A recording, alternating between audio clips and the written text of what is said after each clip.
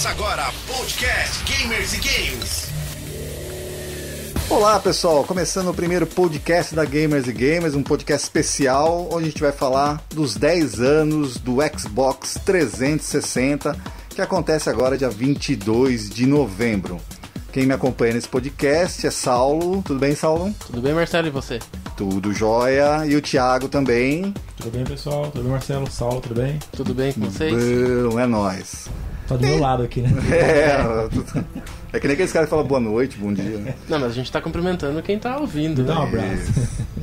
E a gente vai falar sobre exatamente 10 anos do Xbox 360. Que, queiram ou não, talvez quem popularizou o videogame da atual geração. Que, apesar de a gente ter várias outras gerações antes, quem popularizou em vendas mesmo foi a partir do Xbox 360 que a gente começou vendas assim absurdas nas 3 plataformas que viriam a seguir, que seriam o Xbox 360, o Wii U e depois o PlayStation 3. Mas quem é o nosso especialista da Xbox 360 é o Saulo. E o Saulo vai contar uma historinha aí, Saulo. Como é que foi essa transição? Como é que surgiu o 360?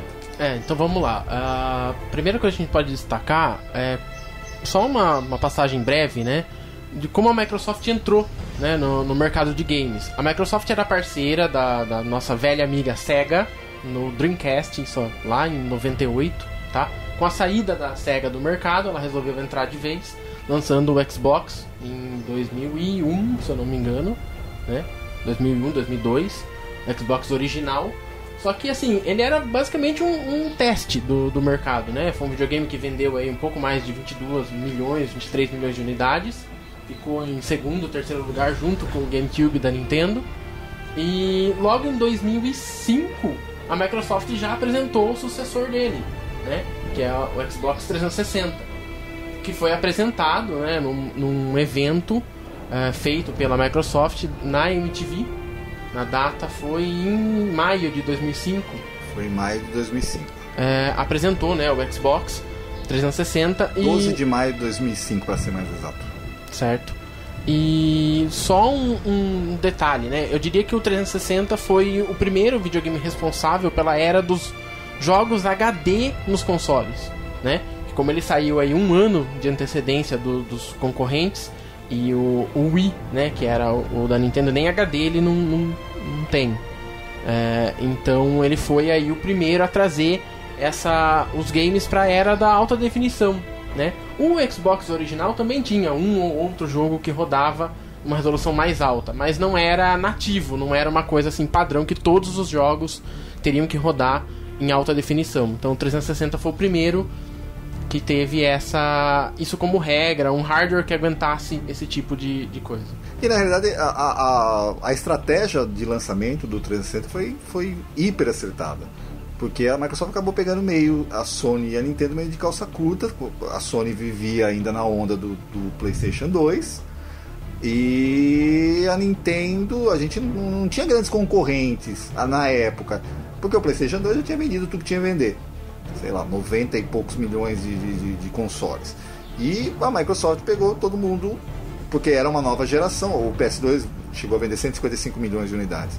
E a gente tinha, na época, os seus grandes concorrentes eram o GameCube, o Dreamcast, mas aí a Microsoft chegou e falou, não, vamos pegar e vamos entrar nesse mercado com o Xbox 360.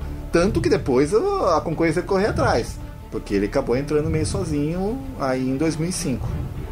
A gente pode calcular dessa maneira, porque assim, o 360 ele chegou, né, com um ano de antecedência tanto para o PS3 quanto para o Wii. O Wii nunca foi visto como um concorrente direto, nem pela Microsoft, nem pela Sony, que foi um erro, né? Eu acho assim, eu acho que a Nintendo até queria que fosse um concorrente, mas ela acabou tanto indo pro lado casual, né, o Wii, que acabou não sendo um concorrente, porque a Microsoft, queira ou não, eu lembro que a gente, quando falava Xbox e PlayStation, a gente olhava mais o pessoal hardcore, né? E sim. o Wii acabou ficando mais o pessoal casual. Infantil, né? Às vezes, né? Assim. Sim, cada um foi pro seu nicho, cada um vendeu o que vendeu, né? O Wii, batendo recordes de venda, e depois o Xbox 360 e o PS3 disputando depois o segundo e o terceiro lugar, respectivamente. Mas como o pessoal falou mesmo, foi inesperado, né, o 360, né? É lógico, a gente sabe, a gente acompanhava tudo que ia ter um videogame novo, né? A própria Microsoft já tinha anunciado, mas você não espera que seja tão rápido, né? Porque você lança um videogame, você espera que ele tenha uma vida útil de 5 anos, 6 anos, até mais. Foram 3 anos, né, pra lançar? Acho que foram 4, né? 4 anos. É, então, 4 anos. Isso você não vê mais, né? Foi de 2001 a 2005. E a morte do Xbox original foi assim, o 360 saiu, ele começou a morrer e foi rápido. É engraçado que eles nasceram quase no mesmo dia, né? O Xbox nasceu no dia 15 de novembro de 2001. E eu fiquei assim, eu não conhecia ninguém que tinha um Xbox. Eu conhecia só um amigo só que tinha, eu achava sensacional, mas era enorme, pesado, né? Então, o que me surpreendeu o 360 foi que ele saiu com vários jogos, né? Ele saiu com bastante jogo. E o que eu gostei também dele, que eu acho que era uma vantagem, eram os exclusivos. Então Na época eles deram mais atenção aos exclusivos. Antes não tinha muito isso, exclusivo. Porque a exclusividade no 360, ela também, se você parar pra pensar, todo jogo que nascia como nova geração, nascia no 360. Sim. Porque só tinha ele de nova geração, né? O PlayStation 3 não tinha nascido ainda, e o Wii não dava pra você portar o jogo do 360 pro Wii, porque ele era muito inferior tecnicamente. O legal do 360 é que a Microsoft ela realmente entrou de vez no mercado de consoles, porque o Xbox original ele era um PC dentro de uma caixa, né? Se você pegar as configurações dele, até mesmo ele era realmente o mais poderoso da geração dele, mas ele não era um videogame, ele era um PC, né? O 360 não, o 360 reza a lenda, né? Não vou dizer com total certeza porque eu não tenho provas, mas talvez na internet a gente ache alguma coisa que realmente comprove isso. O 360, o hardware dele, os fornecedores das placas e processadores dele é o mesmo do GameCube, né? Então dizia-se na época que o setor de engenharia da Microsoft pegou um Nintendo GameCube e falou: vocês estão vendo isso? Reproduzam com mais potência, né? Então se você pegar o 360, ele é baseado no hardware que existia no console da Nintendo, né? Só que ele é muito mais poderoso, não tem nem comparação, né? É só uma ideia aí. Mas assim, uma coisa que eu também acho que atraiu muita gente pro 360 é porque ele não era simplesmente um videogame. Ele era muito mais que um videogame. A gente pode listar aqui, ó. Além de você rodar os jogos do 360, ele já rodava jogos do Xbox. Havia uma retrocompatibilidade. Ele reproduzia filmes em DVD, CDs e músicas. A gente podia já conectar USB para reproduzir alguma imagem, música e vídeo. Até existia, a gente podia ligar ele em rede com o Windows XP, o Vista, depois mais para adiante o Windows 7. E ele era compatível com o Windows Media Center. Então assim, ele era muito mais que um videogame. Ele entrou naquele conceito de que ele é uma coisa já multimídia, não é só o videogame. Hoje a gente já está até acostumado, a gente nem fala disso, né? Mas na época isso era um grande atrativo para quem estava querendo. E será que por isso então 360 utilidades? Então, o que você acha, Saulo? Por que o 360? O que seria o 360? O que você acha que seria o 360? Então, vamos tentar fazer um apanhado aqui. Porque assim, existiam vários nomes que se cogitavam na época, né? Eu até separei alguma coisa aqui porque eu achei assim, os nomes sempre muito diferentes do que eu imaginava. Até me perdi aqui nas minhas coisas. Mas por que você acha que era o 360? Por que veio esse nome 360? Então, fazer uma ideia de que você falou um pouco antes aí dessa questão multimídia do aparelho. Ele realmente tinha essa questão de focar no multimídia, tá? Ele ele faz tudo isso ainda, tá? Filmes em DVD, ele aceita que você rode alguns tipos de arquivo em vídeo via USB. Foi o primeiro videogame que eu me lembre que deixasse você colocar sua própria trilha sonora durante o jogo, através do USB. Verdade. E ele tinha um recurso, eu não me lembro se ele faz isso ainda, mas ele tinha um recurso que você conseguia, da mesma forma que o computador faz, né, que ele ripa o seu CD, e grava no HD. O 360 também fazia isso, se você quisesse. Ele fazia o download, né? Ele salvava em MP3 dentro dele o seu CD, né, de música, e você executava no jogo. Uma outra coisa, é lógico que a gente vai comentar mais da live daqui a pouco, mas uma coisa que eu lembro que eu não me conformava, que nos outros videogames não tinha, era a party, né? Você podia fazer party, eu podia estar conversando com você está jogando um outro jogo, eu jogando um outro jogo, e a gente podia conversar mesmo assim. Sim. Eu achava isso sensacional. Né? Porque até mesmo ele tinha, quando ele foi lançado, ele tinha, né, um pack que vinha, né, com o headset e tudo mais, porque ele entrou de vez, de cabeça na live, no jogo online, né? O Xbox original foi quem, né, popularizou no início a live, mas quem estabeleceu mesmo o padrão e tudo mais foi o 360. Essa questão do nome do 360, existem várias e várias teorias. Só pra você ter uma ideia, os nomes cogitados: Xbox Next, Xenon ia ser muito horrível, ruim, né? Xbox 2, ou 2, né? Xbox FS e Xbox Next Xbox. Xbox Z, Dragon Ball. Mas acabou sendo 360. Xbox GT. Então, a história do 360, a ideia do nome, veio pelo seguinte: uma, porque era realmente essa história de englobar diversas coisas, né? O 360 é o círculo perfeito e tudo mais, né? Mas surgiu, né, durante muito tempo o porquê do 360. Vamos pensar, uma das opções de nome aí que o mercado cogitava, na verdade, né? A Microsoft nunca falou nada, de ser Xbox 2. Tem um problema: 2 é menor que 3, né? Que seria o PlayStation 3.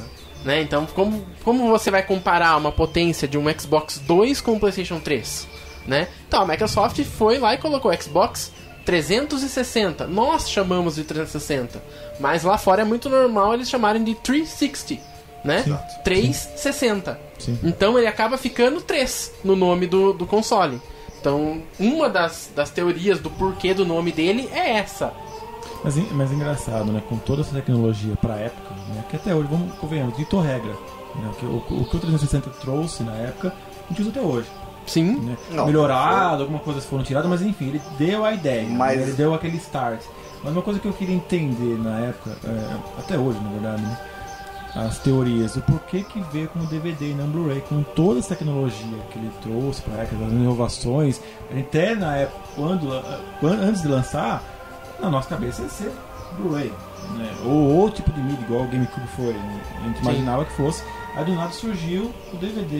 E teve alguns problemas, alguns jogos eram tão grandes que vinham 3, 4 jogos. O Castlevania que saiu pra ele, que é sensacional, era 2, 3 DVDs. Entendeu? Então, vocês têm uma ideia do porquê? Eu não tenho, eu também não posso falar aqui agora, já que essa pergunta sempre surgiu aí de última hora, eu não tenho certeza, mas eu acho que duas coisas são realmente, né? São hipóteses, né? A mais provável, para quem não sabe, o Blu-ray é um consórcio onde a Sony está inserida. Sim. E todo mundo que usa Blu-ray tem que acabar pagando royalties para esse consórcio onde a Sony está inserida. Provavelmente deve ser maior capital. E o outro, bem, que eu também teria que checar, é se já estava popularizado o Blu-ray, porque na realidade a gente tem que lembrar que o lançamento do PlayStation 3 foi exatamente a tentativa da Sony de popularizar o Blu-ray. Então pode ser que a Xbox não quis entrar nessa de cabeça, porque ela já tinha uma mídia que ela dominava totalmente, que era o DVD, e o Blu-ray era uma mídia que talvez ainda muita gente vingar, né? nem se sabia, muita gente temia muito isso, né? Se ia vingar. Você falou dessa questão do consórcio, né, da Sony. Eu não tenho certeza absoluta, mas o concorrente do Blu-ray era o HD DVD. Isso, né? Que ele era baseado no DVD comum, só que ele recebia aí, acho que em torno de 5 ou 10 gigas menos, né, dependendo se for camada dupla ou simples, né, do que o Blu-ray. Se eu não me engano, a Microsoft, ela era uma das empresas que faziam parte do consórcio junto com a Toshiba no HD DVD. Então esse acho que talvez foi um dos motivos dela não adotar o Blu-ray, onde a Sony fazia parte junto com outras empresas. Eu não lembro quem era, acho que era a JVC e a NEC, né? Então o 360 ele não recebeu o Blu-ray por esse motivo. A Microsoft não apoiava o formato Blu-ray, ela apoiava o concorrente. Tanto que o 360, tempos depois do lançamento dele, ele recebeu leitor, né, de HD DVD. Só pra gente situar exatamente isso que você acabou de falar, é totalmente correto. O HD DVD era promovido pela NEC, pela Sanyo, e depois recebeu o apoio da Microsoft, HP e Intel. Então é isso mesmo. Então, quer dizer, como já houve uma grande briga do HD DVD com o Blu-ray, e o Blu-ray era do consórcio da Sony, e o HD DVD era o apoio da Microsoft, é bem capaz que a Sony... desculpa, a Microsoft não quis... na verdade, o Blu-ray a batalha só foi definida, né, dos formatos aí de mídia, só foi definida quando o PlayStation 3 foi lançado no ano seguinte, né, que a Sony usou o PlayStation 3 como mídia, como plataforma para disseminar o Blu-ray, como ela fez lá em 2099 com o PlayStation 2 e o DVD. Que também é um formato dela, né? Exatamente. Então foi o mesmo caso. A questão da mídia do 360 é por isso. Né? E realmente, alguns jogos receberam aí mais de um disco. E tem um caso famoso, né? Não sei se é sério, se é verdade, se era brincadeira, ou mitos da internet, que o Xbox 360 nunca recebeu Metal Gear Solid 4 porque se necessário 5 discos. Entendeu? Eu ouvi isso. Eu duvido, né? Eu ouvi isso. Porque logo depois já foi quebrada a exclusividade. O próximo Metal Gear já, que não era logicamente, né? Porque agora que é o 5 que foi lançado agora, mas o Ground Zeroes. O Ground Zeroes. Que é não, prólogo, e antes, né? o Metal Gear... esqueci, agora deu branco aqui. Aquele outro Metal Gear que não tem nada a ver com a história. O Rising foi pro Xbox também, né? Mas então... não tem nada a ver, é um spin-off da série. Mas os mitos da internet dizem que o 360 não tinha como receber o jogo porque seriam infinitos discos. Mas aí é verdade, e é imenso. Pra quem nunca jogou, eu já tive a oportunidade de jogar o Metal Gear Solid 4, só pra você ter uma ideia. São 4 anos de jogo. Não, foram 106 horas, 107 horas pra fechar o jogo. Só pra situar quem tá nos ouvindo, o Blu-ray foi criado pela Sony, Panasonic, Pioneer e Philips. Mas deixa eu só, assim... Mas eu queria puxar só um outro assunto, mas complete. Não, pode puxar. Não, eu vou pegar Só pra gente acabar com essa coisa do 360, eu queria fazer uma pergunta pra vocês dois. O que é bom, o que a Microsoft sempre foi bom em relação a software. Ou seja, a gente sempre conhece, porque ela criou o Office, criou o Windows, criou tudo que a gente conhece quase. Mas assim, talvez por isso foi a revolução do 360, porque ela tinha uma dashboard, ela tinha um sistema operacional tão fluido para a época. Isso também foi um ponto positivo pro 360, toda essa bagagem que a Microsoft levou, que nem a gente falou aqui, ela se conectava, ela foi um servidor de mídia, ela recebia USB, tudo que a Sony penou para fazer o PlayStation fazer, e parece que a Microsoft foi lá e tirou de letra. Essa bagagem ajudou? Eu acho que sim. Eu acredito que sim. Eu acho que para esse mundo de videogame que já existe há muito tempo, né? Não é de hoje. Eu jogo desde a época do Atari, Nintendinho, Master System, Mega Drive, 3DO, enfim. Eu acho que quando uma empresa se arrisca em algo, tem que dar crédito. Errando ou não, ela se arriscou. Ela lançou um videogame depois de 4 anos, que não era normal, e até hoje não vai ser normal isso não existe. E com seus erros e defeitos e acertos, enfim, eu acho que foi válido. Eu joguei muito no 60. Pra mim foi o melhor videogame que eu já tive. Era muito jogo saindo, assim, e é agradável jogar, né? O videogame em si é agradável, a plataforma é agradável, o controle é um dos melhores até hoje, é o 360. O controle do 360 foi o que estabeleceu já a divisão do analógico, dos dois analógicos em cima e embaixo, ou o Xbox original já tinha isso? O Xbox original já tinha. Já tinha. Mas foi só uma evolução uma bela evolução. O controle do 360 é uma evolução do controle S, né? Do Xbox original. Exatamente. Mas já existia assim. Os dois controles que estabeleceram essa mudança, né, da divisão aí dos analógicos foi o controle do Xbox original e o controle do GameCube, que ele tem um analógico em cima e um embaixo. Nunca consegui acostumar com aquilo. Não, quem é acostumado com o Eu joguei estranho, o Resident Evil GameCube, era horrível. Mas eu já ouvi de gente que é profissional que diz que faz diferença para FPS, que faz uma diferença imensa. Sim. Você ter aquela... tanto que os controles que são lançados para PC são baseados nessa configuração e não na configuração da Sony. Exato. Né? Na verdade, a configuração da Sony, me desculpem os sonistas, mas foi uma gambiarra, né? Ela precisou colocar o stick analógico porque o Nintendo 64 tinha. Isso lá na era do PlayStation, né? E foi mesmo, é isso mesmo. Então, né, foi meio que uma gambiarra, não foi um controle pensado daquela maneira. Puxando aí que você começou a falar do 360, da questão do sistema e tudo mais, ele tem um sistema robusto, é um console extremamente agradável pra você jogar. Sim. Você não... É estranho, porque assim, eu vim da Nintendo, tá? Pra mim o melhor videogame que eu tive até hoje foi o Super NES, não tenho nem o que falar. Eu acho que boa parte do pessoal que viveu essa época fica balançado ou pelo Super NES ou pelo Mega, mas eu sou Super Nintendo total. Eu tenho um GameCube, eu resolvi comprar o Xbox 360. Ele me cativou de alguma maneira. Eu nunca vou saber dizer o porquê, mas eu resolvi comprar o 360 e não o Wii ou o PlayStation 3. Eu acho que assim, os jogos que foram lançados com o 360, eles eram um patamar totalmente diferenciado, né, do que a gente tinha no mercado, porque ele foi o primeiro. Eu me lembro de um jogo que logo que eu comprei o meu 360, eu joguei muito, porque eu jogava na geração anterior, né, que era o Need for Speed Most Wanted. Aquele original mesmo, sim, não esse que saiu há pouco tempo. 2 anos atrás. Ele é de 2005, se eu não me engano. Quem se lembra, quem conhece o jogo vai se lembrar que ele tinha... as corridas sempre se passavam assim no fim da tarde, então o jogo era bem amarelado. Sim. E ele era assim, eu joguei muito na geração do PlayStation 2, do GameCube.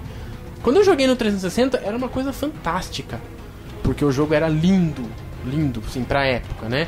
E ele teve grandes lançamentos. Como o Thiago disse, né, em pouco tempo ele tem uma biblioteca muito ampla. Em 2 anos, né, foi muita coisa lançada. Eu até ia fazer uma lista de jogo, mas não dá. Eu vi a biblioteca inteira do Xbox, eu puxei uma relação, não dá, é impossível, é muito gigantesco. É gigante isso o negócio. É bom. Então assim, eu nem vou me atrever a falar algumas coisas. Mas deixa só, a gente tá elogiando, a gente tá colocando o videogame lá em cima, realmente ele merece. Só que nem tudo são flores. Então, nem tudo, e é isso que eu ia puxar agora. Porque o problema é o seguinte, ele foi anunciado no dia 12 de maio, para ser lançado no dia 22 de novembro. De 2005. Ou seja, ele foi tudo anunciado no mesmo ano e vai ser lançado. Segundo relatos que eu puxei aqui, ele começou a ser fabricado para ser vendido com 67 dias de antecedência. Que beleza. A Microsoft só fechou, digamos assim, porque é uma fábrica que tem que ter a linha de montagem, fechou a linha de montagem e começou a produzir com 67 dias. Bom, foi que foi, né? Foi uma beleza. 3 Red Lights ou as 3 luzes RLs da morte, tem um monte de formatos, não tem como não falar, né? Não tem. É impossível, né? Foi um marco tão grande, né, na história dos videogames, que foi assim, dados apontam que foi o quê? Quase 70%, né, dos aparelhos sofreram disso. 70% sofreram. Né? Dos primeiros aparelhos lançados. E não é um número baixo, né? Não é 70% de 100 consoles, é de alguns, já, sei lá, talvez estivesse na casa dos milhões já. Com certeza. Isso é uma coisa gigantesca, gente, porque querendo ou não, é uma empresa que lançou no mercado um produto, né? É igual uma Sony lançar uma televisão, uma Brastemp lançar uma geladeira e vier com defeito. Então, assim, defeito de projeto, a proporção é a mesma, entendeu? Então, realmente, além da dor de cabeça para quem comprou, a dor de cabeça para quem vendeu. O caso aí da Microsoft foi tão caótico, né, que chegou ao ponto, ela não assumia. Sim. Ela não aceitava, e lançava revisões e revisões de hardware, só que chegou a um ponto que ficou insustentável, né? Eu me lembro que eu não sei dizer quem era o presidente na época lá da divisão Xbox da Microsoft. Não lembro se era o Peter Moore, se era o Jay Allard, tipo uns nomes aí que eu nem lembro mais quem era. Veio, né, a público e falou: olha, Nós estamos assumindo que o console tem um problema crônico, grave, não tem o que ser feito. Nós vamos fazer aí um recall de todos os aparelhos que derem problemas. E todo mundo que comprar um 360 a partir de agora tem 3 anos de garantia total da Microsoft, né? E era 3 anos total mesmo, né? Porque qualquer problema você trocava o videogame. Exatamente, né? Porque ela sabia que era aquela coisa assim, né? O tiro de misericórdia. Mas então, é isso que eu ia falar. Talvez, não foi um... Lógico, não vamos nem falar. Isso deve ter sido uma dor de cabeça gigante para a Microsoft. Mas essa coisa de dar os 3 anos de garantia, lógico que até aquela época não. Mas depois dessa época, também não reforçou, tipo assim, olha, tá vendo? A gente tá prometendo para você que a gente tá fazendo alguma coisa. Isso também não é uma resposta pro público, porque assim, não era só ir ao público e falar, legal, nós temos um problema, nós temos um produto defeituoso. Não, agora a gente teve um produto defeituoso, você arriscou com a gente, então agora a gente vai te Não, é isso mesmo. Ó, só uma coisa que eu acabei de puxar aqui na memória, eu lembrei. Eu não vou dizer em que filme, que documentário que eu vi isso, mas foi uma entrevista. Acho que é do Peter Moore mesmo, lá, que tá na Electronic Arts. Era ele, na época, era um dos cabeças ali da divisão Xbox.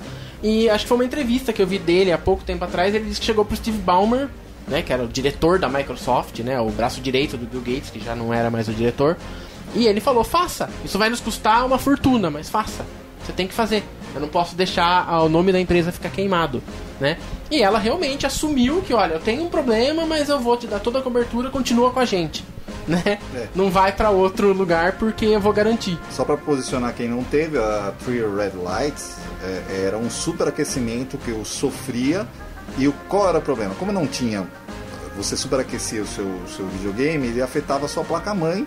Até os GPUs do sistema, o sistema de refrigeração não funcionava e a placa-mãe ia pro beleléu, não tinha mais o que você fazer, ficava inutilizado o seu videogame. Então era as 3 luzes da morte.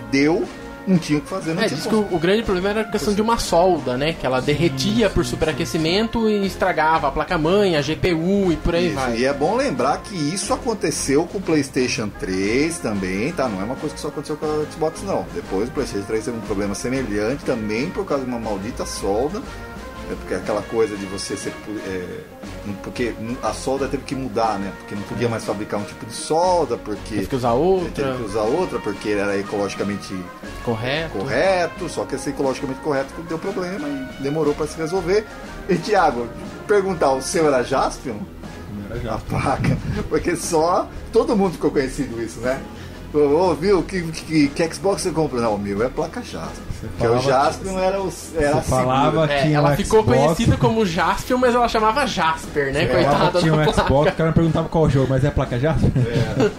Porque é a placa Jasper, só pra situar. Foi ela que resolveu, né, o problema. Exato, foi ela que resolveu. Bom, um outro grande problema do Xbox 360, eu vou falar um pouquinho, só para se ter uma ideia, aqui no Brasil o Xbox 360 foi lançado praticamente um ano depois, foi lançado no dia 1º de dezembro de 2006. Só que o Brasil, como outros países, teve um probleminha grave, que eu considero grave, eu não gosto muito dessa ideia não, que é a pirataria. A pirataria que acabou comendo solta, né, aqui no Brasil e em alguns países do terceiro mundo. Literalmente, o lado negativo foi a empresa perde dinheiro. Os empresas, né? O lado, vamos colocar entre aspas, positivo, querendo ou não, todo mundo comprou o Xbox 360 porque podia comprar os jogos a preço, né, 90% mais barato. Vamos colocar aí 10 reais, 15 reais na época. Mas assim, saindo um pouquinho da discussão 360, só pra... É bem rápido mesmo. Mas a pirataria era uma coisa... Assim, a tentação era tão grande que você comprava 20 jogos e não jogava 5. Mas posso ser o...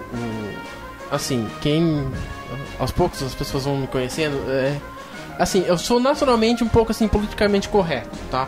Até hoje eu só desbloqueei o meu 360, mas eu me arrependi de ter feito isso. Você bloqueou depois? Eu bloqueei ele de novo, porque eu vi que não valia a pena, tá? Mas eu entendo, até certo ponto, na geração do 360, já não acho que a pirataria já valesse tanto mais, assim, fosse assim tão correto ser feito, mas você entende porque realmente o preço era astronômico e era muito fácil desbloquear um 360, tá? Mas antes dele, PlayStation 2, PlayStation, Dreamcast, Quase todos os consoles anteriores, até mesmo muito, muito antes, se você pegar o Nintendinho, o Super NES, o Mega Drive, eles tiveram pirataria, tá? Mas aí você pensa, não, quem compra jogo pirata é malandro, não quer nada, não sei o quê. Gente, entenda uma coisa, não tinha jogos oficiais, tá? Não existia PSN, não existia Live, não existia Steam, não existia a facilidade de você ir numa loja de departamento, loja de videogame em shopping, não tinha. Entendeu? Eu lembro que para comprar né? oficial, a gente tinha que ir para São Paulo. Exato, não tinha loja. O que tem hoje, né? Que são lojas espalhadas em toda a cidade. Você compra muito fácil. Internet. Hoje você compra. Não tinha. Na época era uma lojinha aqui, outra lá, o preço era aquele, não tinha escolha. Você queria jogar um lançamento X, você não encontrava, não tinha essa opção, né? E na Santa Ifigênia era um saco, né, cara? Você chegava na Santa Ifigênia, era só os caras vendendo pirataria de 360 na época. E uma coisa também coisa referente à pirataria que eu acho que acabou impulsionando é que assim, se você tem um jogo pirata, ok. Mas se você tem 1, 2, 3, 4, 5 jogos piratas, porque o Xbox tinha muito jogo.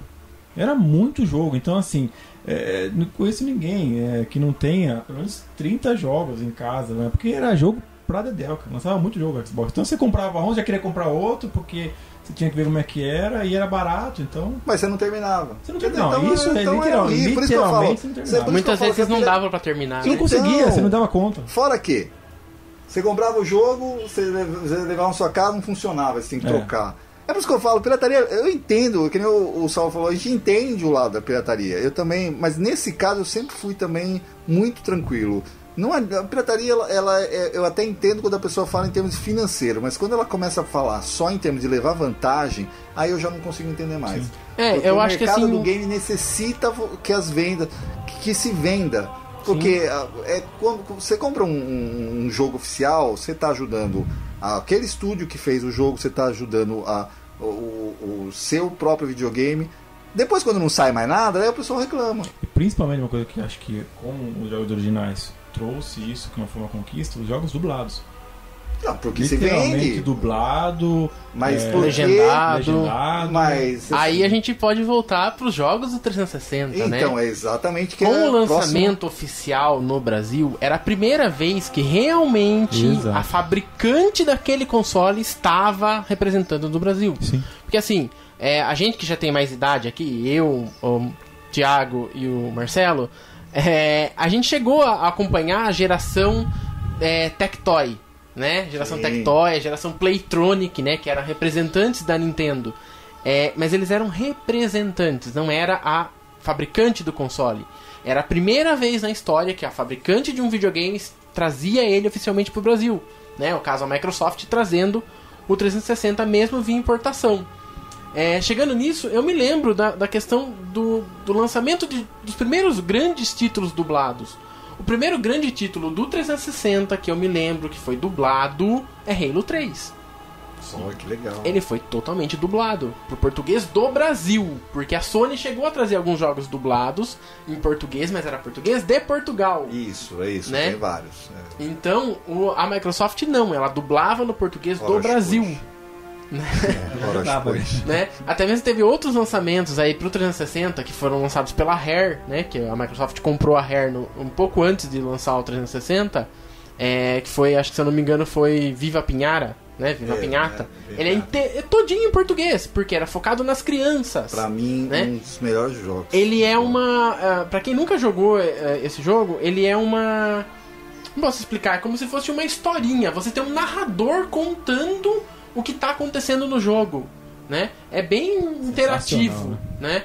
Então, você tem essa questão do pioneirismo da Microsoft nesse sentido com o 360. Além disso, foram outras coisas que a gente pode destacar aí, para dar uma geral, porque senão, né, a gente fica aqui o dia todo falando. Você teve a questão da live. A live no Xbox 360, ela ficou realmente consolidada, né? Aí na live nós tivemos aí a questão de, além de jogar online, né, que já era padrão, você teve aí essa questão de comprar conteúdo adicional para os seus jogos, que isso no PC era muito normal, né, nem sempre era pago, às vezes era gratuito ou feito pela comunidade, mas isso chegava aos consoles através da live do 360. Você teve a primeira vez que os desenvolvedores independentes, os indies, tiveram um canal num console para poder vender os jogos deles, né? Que foi a criação da Xbox Live Arcade, né? Que eram jogos pequenos mesmo. O jogo não podia passar de 45 MB. É pequeno, é pouco. Mas existia. Aí depois as outras vieram fazendo isso, né? Hoje a Sony dá grande destaque pros indies. A Nintendo tem um programa que chama Nindies, né? Que é Nintendo Indies. Então, mas quem trouxe isso pros consoles foi a Microsoft através do 360. Então tem vários pontos aí que foram importantes pro que o mercado é hoje, que é ela que introduziu. Na realidade a Live, ela introduziu uma outra coisa, se não introduziu, ela que massificou, que é o jogar online. A gente, se você hoje joga qualquer jogo online com seu amigo, isso também graças mais uma vez ao 360, porque foi com essa live robusta que a gente conseguiu jogar online mesmo. Você poder jogar você e o Thiago um Call of Duty jogando online e poder todo mundo estar no mesmo time, fazendo a mesma coisa. E nisso a gente é inegável. A live sempre foi sinônimo de qualidade e não tem o que falar. Uma coisa também, só pra não esquecer, que foi se não o principal lançamento junto com o videogame, sendo importante ou não, eu acho que foi realmente inovador, foi o Kinect. O Kinect realmente foi algo que, pra época, era incrível, né? Incrível, né? Foi uma surpresa, né? Projeto Natal? Projeto Natal. Exato, verdade, bem lembrado mesmo. E todo mundo querendo saber como é que funciona, o que está acontecendo, como é que vai ser isso, que fim vai levar isso aí.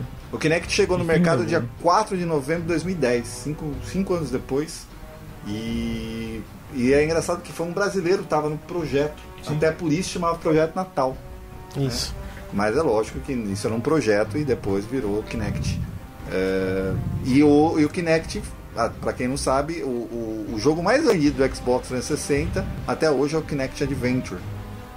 Que foi porque na época que lançou o Kinect, ele teve muita gente comprou e vinha junto na caixa do Xbox 360 vinha o Kinect e o jogo Kinect Adventure. Então ele vendeu muito porque conta os bandos. A Sony lançou depois o Move, né?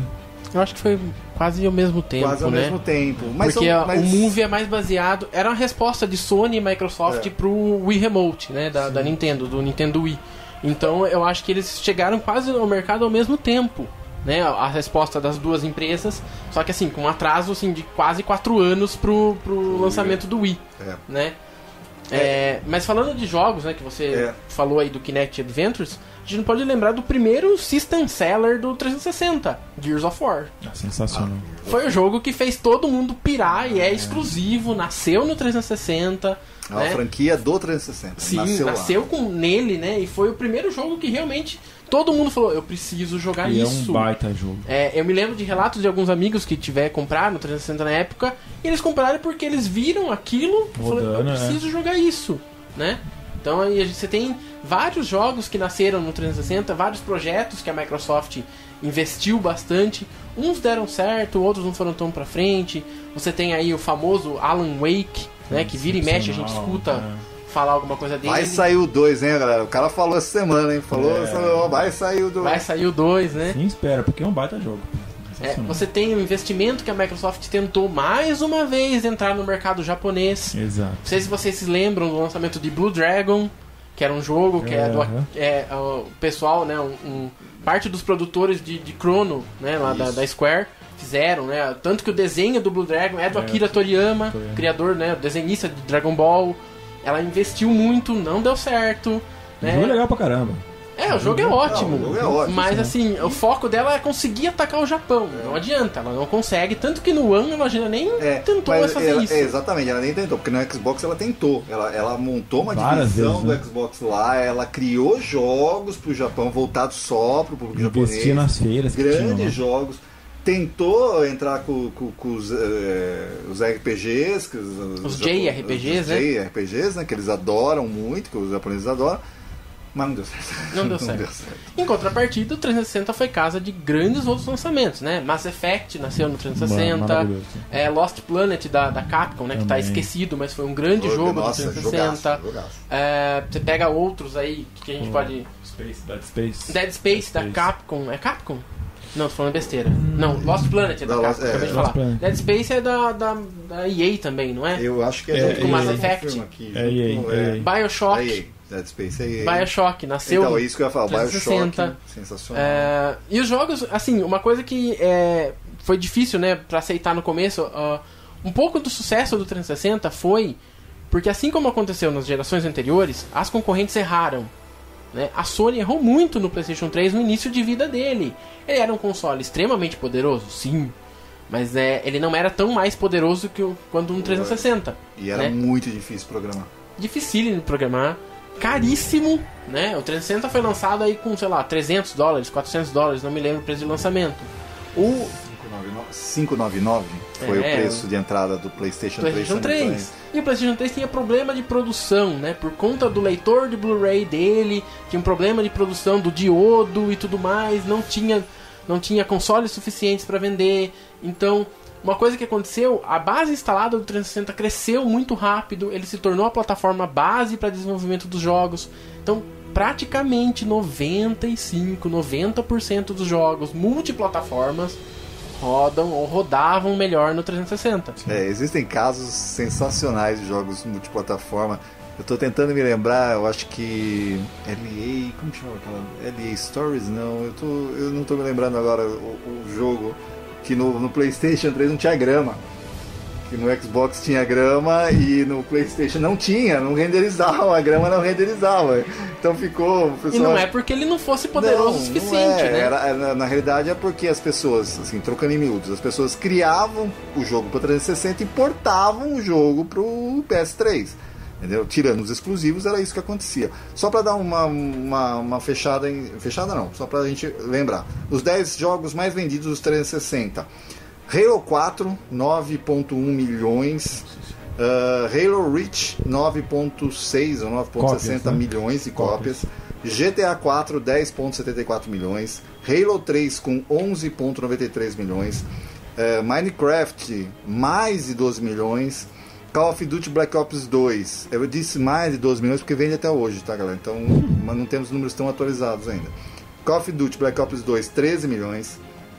Call of Duty Modern Warfare 2, 13.26 milhões. Call of Duty Black Ops, 14.08 milhões.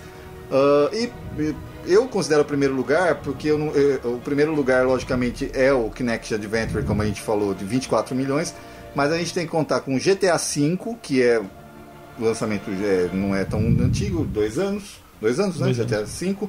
14.22 milhões de jogos e Call of Duty Modern Warfare 3 com 14.28 milhões e aí vem o Kinect Adventure com 24 milhões praticamente de jogos vendidos. Que foi ajudado com a venda do Kinect, né? Que então, vendeu... No mesmo caso você computar o Wii Sports como o jogo mais vendido da história. Ele passa de 100 milhões, lógico. Todo Wii que você comprava vinha com ele. Exatamente. Né? Se o videogame vendeu mais de 100 milhões, o jogo também. Exato. Bom, pra gente fechar, que a gente já tá quase 1 hora aqui, vamos fechar o assunto 360. Então, Thiago, pra você, definindo em poucas palavras, o que foi o 360? O melhor controle que eu joguei até hoje. Não. O videogame em si é ótimo, né? Como eu falei, o Gears, poder jogar um Alan Wake, um Gears, um Max Effect, que não é exclusivo, mas na época me surpreendeu bastante. E a pegada do controle, eu fiquei muito tempo fã. Até hoje eu sou fã, sabe? É um videogame merecedor de sucesso. E é uma coisa que eu deixo assim, eu acho que foi divisor de águas. Eu acho que realmente ele fez muita diferença para a época. E até hoje, se teve uma coisa que os jogos estão usando, ou a Sony, ou até mesmo o Xbox One está usando, foi por conta do 360. A ideia, né, aquele start inicial foi o 360. Mas a minha modesta opinião, o melhor 360 é o controle. Saulo, você acha que o Xbox 360 não é que foi porque não morreu, ele tá aí, exatamente isso a minha pergunta. Ele é uma plataforma divisor de águas, porque ele está ainda presente? Então, é incrível falar isso, né? Porque ele tá chegando aos 10 anos. Ok, ele não tá mais no auge, ele já tem aí os sucessores há 2 anos quase no mercado, mas ele ainda recebe jogos. Alguns são portes realmente sofríveis, Mas ele vai receber um... O que o Call of Duty tá fazendo é um absurdo. Na verdade, eu acho que o Call of Duty tá fazendo o seguinte, olha, você quer jogar? Ok, joga na sua plataforma antiga, mas você deveria comprar uma nova, entendeu? É uma coisa que, assim, se eles derem a desculpa que o hardware não aguenta, vai falar com a Konami, né? Ou vai falar com a Crystal Dynamics. Não, mas eu falo pela Konami por quê? Porque a Konami lançou Metal Gear Solid 5 completo na geração passada. Exato. Impressionante. Então não dá pra falar que o hardware que não aguenta. Aguenta, né? Aí você tem, como você acabou de falar, que vai ter o lançamento agora do Tomb Raider novo, que vai ser multiplataforma, uma família Xbox, né? O One recebe a versão principal, mas o 360 vai receber o jogo inteiro, só que mais simples. Eu acho que ele foi sim um divisor de águas, porque na minha visão ele rebalanceou o mercado. Por que eu falo isso? Na geração do PlayStation 2 foi esmagadora, não teve pra ninguém. A Sony vendeu 150 milhões de consoles e os concorrentes venderam 20, né, 25 no máximo, entendeu? Não é legal pro mercado acontecer uma coisa desse tipo, entendeu? Então o 360 rebalanceou o mercado. Por quê? Apesar do Nintendo Wii ter disparado nas vendas no início da carreira, né, de vida dele, ao final da vida eles têm quase todos a mesma base, né? O Wii tem um pouco mais de 100 milhões, o PlayStation 3 tem uns 90 e o Xbox 360 também. Exatamente, né? Então por isso que eu acho que ele foi tão importante pro mercado. Como console, eu gosto, o controle dele é realmente ótimo, não tenho o que reclamar. O meu nunca deu problema, o meu é placa Jasper, tá? Então eu não tenho o que reclamar dele. Eu acho que foi uma ótima compra e fui muito feliz com o meu 360. Bom, não tem nem o que falar. Eu também, só pra passar a régua, eu acho que o 360 é quem definiu a nova ordem dos videogames, trazendo pro videogame não só aquela coisa de você estar sentado na sua casa, mas que você pode se conectar com o mundo, você pode se conectar com outras mídias, que você pode se conectar... O videogame não só roda jogos, lógico que é a principal função, mas não só faz isso. Então para mim o 360 foi muito importante porque foi um divisor de águas em relação a isso. Ele pegou todas as ideias boas que todo mundo se comentava e conseguiu colocar tudo num videogame só. Bom, galera, a gente está terminando o nosso podcast especial 360. Mais alguma coisa para fechar a régua? Acho que falando de tudo, né? Não, tá ótimo. Perfeito. Então eu queria agradecer ao Thiago, queria agradecer ao Saulo e queria agradecer, antes de mais nada, a todos vocês que estão nos escutando aí já por bons minutos. Obrigado, a gente vai esperar que esse podcast seja bem regular, sempre falando de jogos, que é o que nós da Gamers Games gostamos e estamos fazendo para vocês. Tá bom? Então um abraço, Thiago. Um abraço, Salão. Um abraço, até o próximo. Até a próxima. Falou, pessoal, um abraço. Você ouviu o podcast Gamers e Games.